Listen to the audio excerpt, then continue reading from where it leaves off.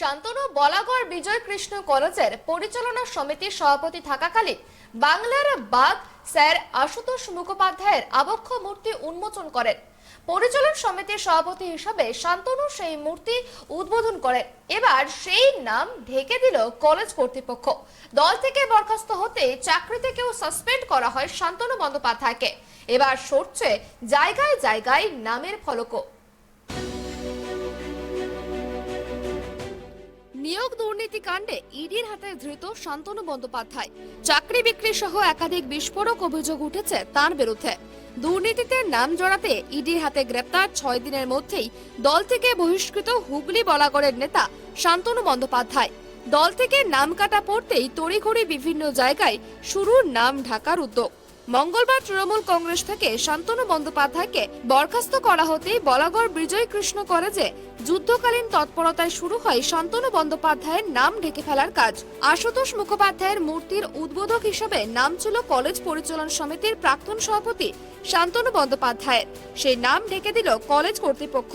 বলাগড় বিজয় কৃষ্ণ কলেজে শান্তনুর আমলে নিয়োগ নিয়েও উঠল প্রশ্ন। 2015 সাল থেকে 5 বছর বলাগড় কলেজের সভাপতি ছিলেন শান্তনু বন্দ্যোপাধ্যায়।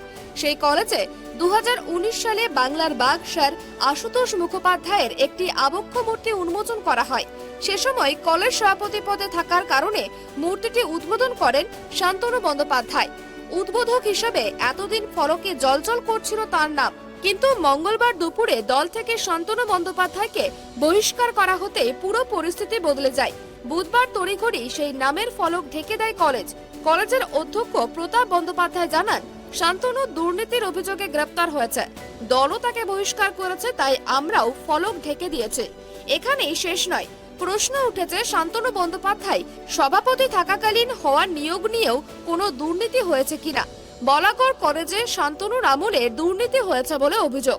বিজেপি স্থানীয় নেতৃত্ব চিরঞ্জিত রায়ের অভিযোগ, শান্তনু কলেজের সভাপতি থাকাকালীন কয়েকজনকে নিয়োগ করা হয়েছে, সেটা স্বচ্ছ নয়।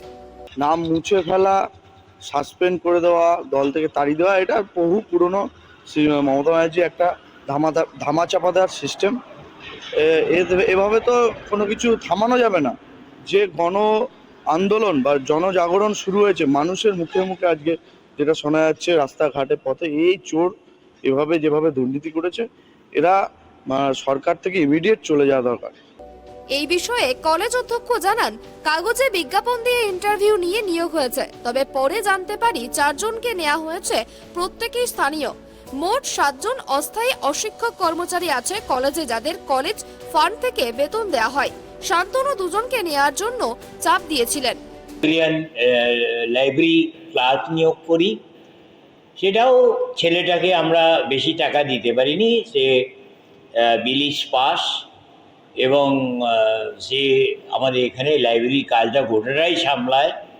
একটা কলেজ যেটা প্রায় 85 সালে তৈরি হয়েছে, এখনও পর্যন্ত বয়স প্রায় 38 বছর বয়স, একটা কলেজে একটা লাইব্রেরিয়ান নেই।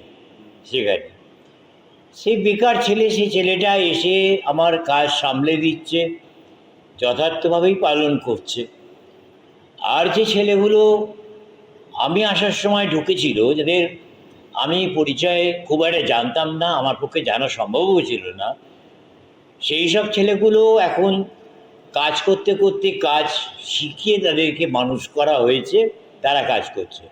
তবে শান্তনু এই 2019-এর শেষের দিকে 2টো ছেলেকে ঢোকাবে বলে অত্যন্ত তৎপর হয়েছিল, এবং ততক্ষণে আমাদের পশ্চিমবঙ্গ সরকার থেকে পরিষ্কার নির্দেশ দিয়েছিল যে কোনো ক্যাজুয়াল আপনি থাকলেও নেবেন না, মানে যতই প্রেশার থাকুক, পার্টি যদি বলেও তাহলেও আমরা নেবেন না, আমাদের অন্তত ফোন করে খবর দেবেন।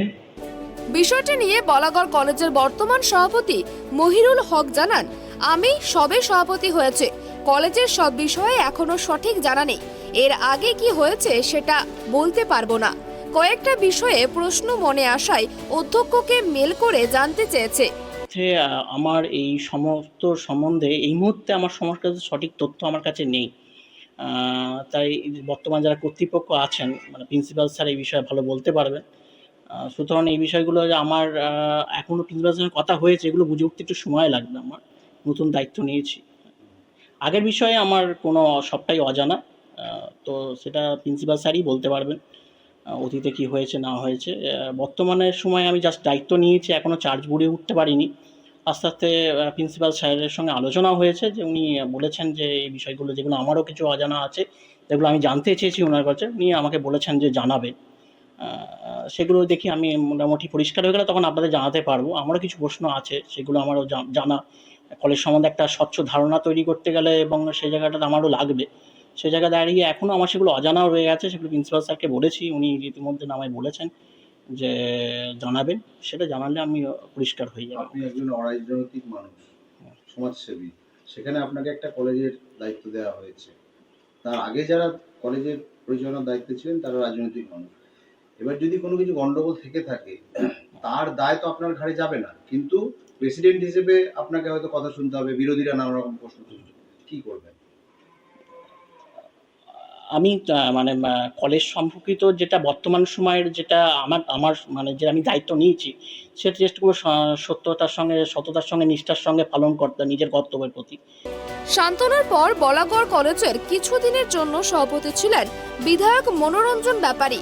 পরে তার প্রতিনিধি হিসেবে মহিরুল হককে সভাপতি করা হয়। হুগলি থেকে সোমনাথ ঘোষের রিপোর্ট, ট্রাইব টিভি।